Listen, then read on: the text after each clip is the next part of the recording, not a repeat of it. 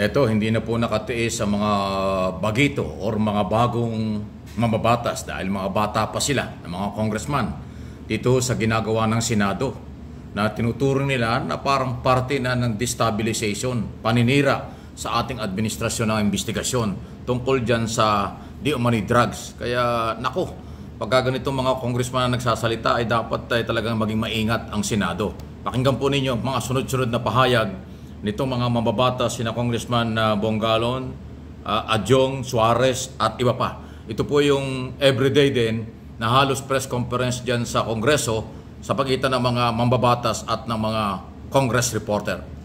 Senate probe being led by Bato de la Rosa.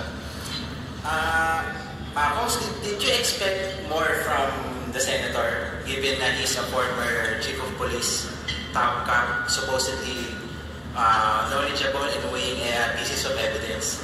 Did you expect more from him? Regarding the probe, yung sa he chose to believe Morales over Videchi Plaza. Dali nawawala lang sandali lang At bahagyang nagluluko yung sandali lang may mga statement na sila dyan Ito. Dali lang nawawala lang yung audio. Bakit kaya nawawala? Yung antas ng ating pakikipagsagutan, pakikitungo, no? Lalong-lalo na. Nawawala Anyway, yun po yung mga congressman. Nagsasalita ho ito dito sa issue. Nakakababak ng integridad ng Senado. Talagang hindi na Nakakababa na daw sa integridad ng Senado. Ayan So mga congressman po sa Kongreso, issue ang pinag-uusapan lagi namin kung paano makakatulong sa bansa, kung paano masusuporta at matutulungan. Dali lang po yung audio lang nung yung technical problem na doon sa press conference. Hindi kami bumababa ng itong klaseng issue. Lalong-lalo na, alam naman natin kasinungalingan, walang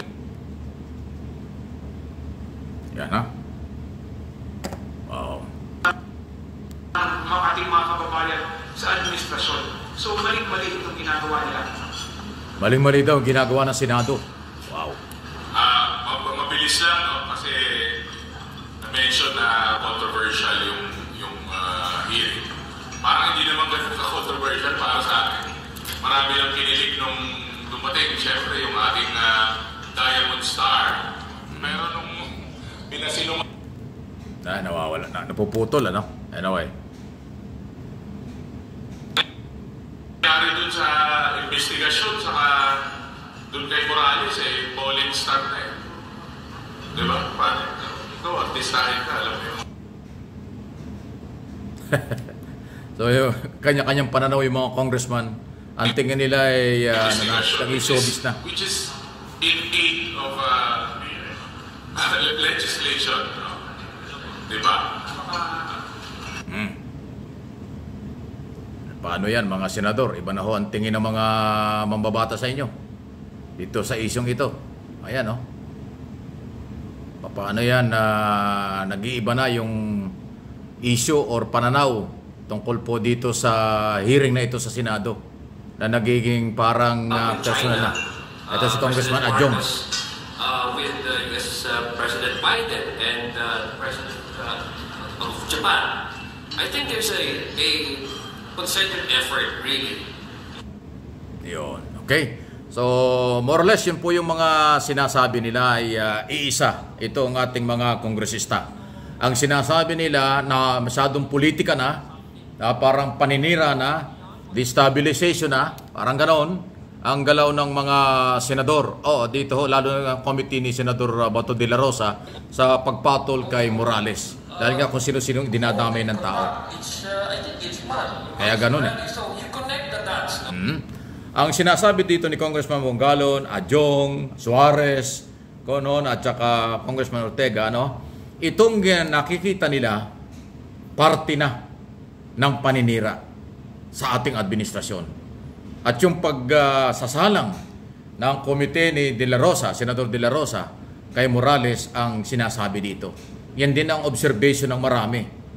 Ang nakikinabang lang dyan at ang may gusto nitong hearing na ito ay yung mga anti-Marcos group na gustong palitan si Pangulong Marcos. Ginagamit yung illegal drugs issue na hindi naman totoo dahil napakalinaw ng sinabi ng PDEA, wala sa listahan ng mga gumagamit ng bawal na gamot ang Pangulong Marcos at si Maricel Soriano at iba pa. So naging showbiz politics pero paninira ang pangkalahatan na kailang assessment. Antindi niyan. Kung yung mga gunita ay nagsalita na rin ho si Senate President Zubiri na nagsabi niya at nagpalaala siya na umiwas sa political circus ang tawag dahil nga masamang imahe. Nakakasira ito. Ay kung yung mga congressman na merong pinapairal na interparliamentary courtesy, hindi na po mapigilan, hindi na sila makapagpigil na nakakapagsalita na sila sa kailang observation dito sa nagiging way or daan ng paninira ng mga anti-Marcos ang Senado. At alam naman natin sa Senador De La Rosa, kahit na anong baliktarin mo dyan, kahit anong gawin mo, talagang maka-Duterte yan, inaamin niya in public. Ang problema siya yung chairman ng komite. Siguro kung nang inhibit siya or hindi siya yung nag-preside ng meeting, baka maaaring paniwalaan pa. Ay maliwanag naman po na puro salita lang, walang dokumento, yung testigo. At itong sinasabi ng mga bagong kongresista, dapat ito bigyan ng pahalaga ng Senado. Kasi pag nagtuloy-tuloy po ang hindi magandang relasyon ng Senado at ng Kongreso dahil sa ang paniniwala ng congressman, nagiging parte ng paninira ang ilang senador, abay masama akong pangitain niya. Baka ma-hostage ang ibang panukalang batas dahil alam naman natin, ang Kongreso at Senado iisa yan. Isa lang mababa at mataas na kapulungan. Ang batas na pinag-uusapan dyan dapat ma-aproban both Congress and Senate. Pag yan ay na-aproban sa Kongreso lang, hindi sa Senado, walang mangyayari. O na-aproban sa Senado, hindi naman in-aproban sa Kongreso dahil mukhang hindi maiwasan na magkaroon na ho ng silipan dahil nakikita nila yung nagpapagamit or ginagamit yung ilang senador tungkol sa galaw ng mga Duterte at kanilang followers, supporters, including vlogger. Yung mga vlogger ng Duterte camp ay nasa likod nito. O sila yung propagandista ng mga paninira laban sa ating pamahalaan na walang malinaw na basihan. Kung yung mga politiko ay nakakakita na ng ganyan, yung pa kaya simpleng mamamayan. Kaya tayo mga mamamayang Pilipino, huwag kayong matakot. Sabihin nyo ang dapat sabihin. Mag-comment kayo sa kung ano mang inyong paniniwala. Dahil hindi ho pwedeng mga politiko lang ang ating aasahan dito. Dahil kapakanan ng taong bayan, kinabukasan ng taong bayan nakataya. At hindi pwedeng aagawin na lang ang interes ng limang agaw at sila maghawak ng kapangyarihan. Kaya below the belt at kung ano ng isyo ang kailang ibinabanat kay Pangulong Marcos. Ang dumi ng galawan sa politika nung iilang sektor dito sa Pilipinas.